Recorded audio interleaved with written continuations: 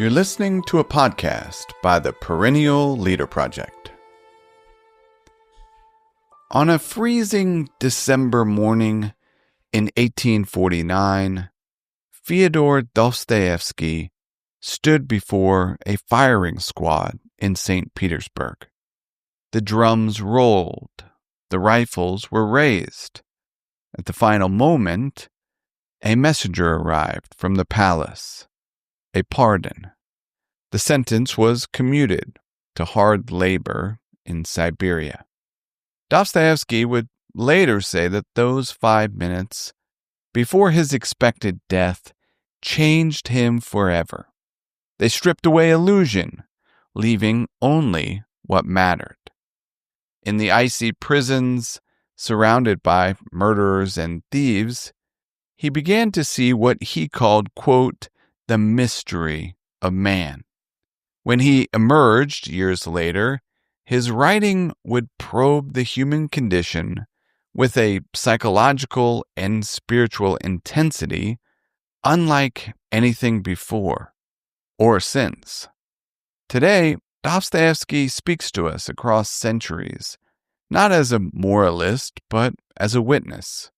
His novels, Crime and Punishment, The Brothers Karamazov, The Idiot, Notes from the Underground, remain mirrors for our fragmented age.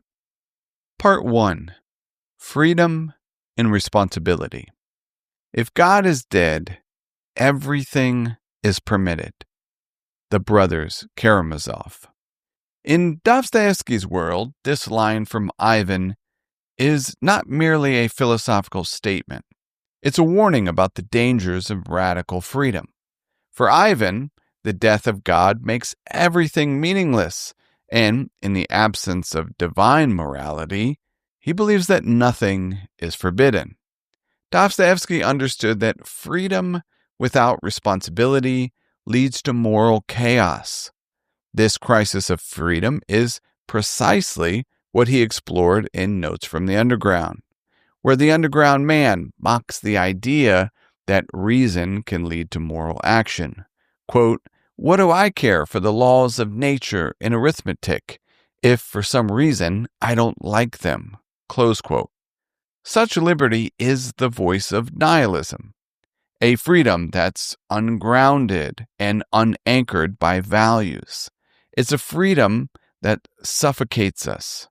For Dostoevsky, freedom must be tethered to duty and moral principles. Freedom without conscience, without higher aims, leads only to despair and moral decay. Modern thinkers like the British philosopher Isaiah Berlin have also warned against the dangers of negative liberty, the type of freedom where we reject all constraints but fail to create meaningful lives. Instead of bringing us peace, this move isolates us. Dostoevsky noted, quote, "The mystery of human existence lies not in staying alive, but in finding something to live for." Close quote. To Dostoevsky, true freedom is not about breaking every rule. It's about choosing to act in ways that honor responsibility, love, and the moral law. Part 2. Suffering and Self-Knowledge. Pain and suffering are always inevitable for a large intelligence and a deep heart. Crime and Punishment. Suffering is an inevitable part of life. Dostoevsky not only wrote about it, but also experienced it firsthand. Exiled to Siberia and facing death, he knew what it was like to feel abandoned by God. He understood suffering in a way few others could. In Crime and Punishment, we meet a young student who commits a murder, convinced that he is an extraordinary man who is above moral law.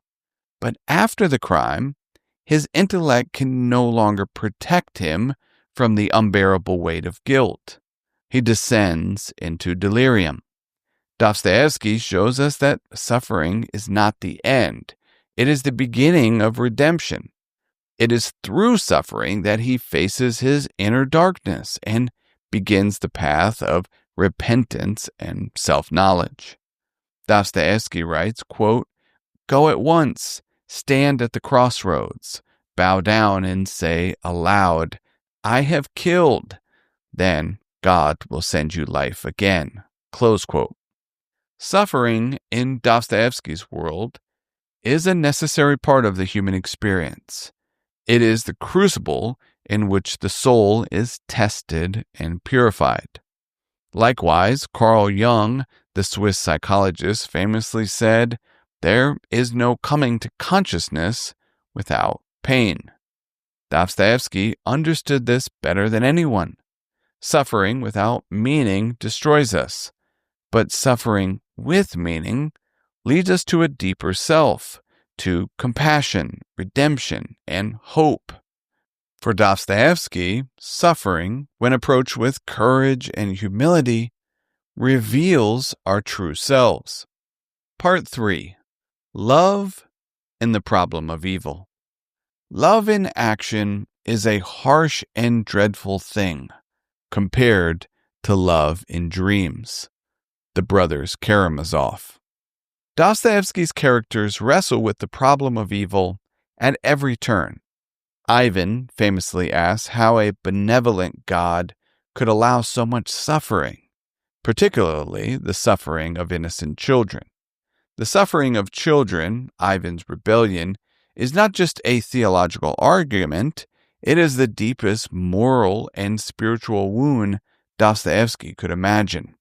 He does not try to explain away evil, he faces it head on, acknowledging its terror. Yet Dostoevsky offers no rational explanation for evil, only love as a remedy. In the Grand Inquisitor parable, Ivan's indictment of the world is met with silence and compassion by Alyosha, his brother. Alyosha, a devout monk, represents the opposite of Ivan's cynicism. He believes in the power of love to redeem humanity, even in the face of the worst evils. Alyosha doesn't provide intellectual answers. Instead, he lives out a vision of unconditional love. He says, quote, "Each of us is responsible for everyone and everything." Close quote. Dostoevsky teaches us that evil is not overcome by reasoning or philosophy, but by the will to love and to suffer for that love. Love for him is the ultimate force that redeems the world. Interestingly, Prince Mishkin in The Idiot represents this. He is simple, pure, and loving. Even though society mocks and misunderstands him, he chooses love, even when it seems like the only foolish thing to do. Love, in Dostoevsky's view, is not just a feeling, it is a decision, a practice of seeing the divine in every person, no matter how broken. The existential psychologist Erich Fromm, in his book The Art of Loving, captures this notion when he wrote, quote, "Love is not primarily a relationship to a specific person. It is an attitude, an orientation of character which determines the relatedness of a person to the world as a whole, not toward one, quote, object of love. If a person loves only one other person and is indifferent to the rest of his fellow men, his love is not love, but a symbiotic attachment or an enlarged egotism.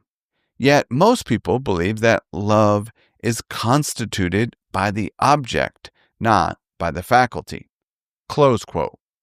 Dostoevsky would agree. Love in his work is an active choice to recognize goodness even amidst evil, to heal wounds that reason cannot reach. Part 4.